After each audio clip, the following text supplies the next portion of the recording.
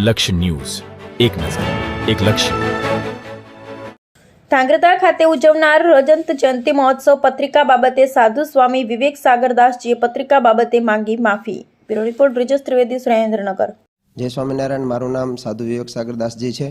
વાલા મિત્રો, ધાંગધ્રાની અંદર ઉજવાનાર રજત જયંતિ મહોત્સવ એ આગામી 17 તારીખથી ચાલુ થઈ રહ્યો છે. એની જે આ પત્રિકા છે, આ પત્રિકાના પૃષ્ઠભાગમાં કહેતા કવર ઉપર અમે ધાંગધ્રાના જે દર્શનીય સ્થળો છે એનું લોકોના દર્શન કરવા માટે અમે આનો ઉલ્લેખ કર્યો હતો, પણ છતાંય કોઈ પણને એવું લાગતું હોય કે આ ખોટી જ રીતે પ્રસારિત કરવામાં આવ્યું છે તો અમે એ બદલ ક્ષમા માગીએ છીએ.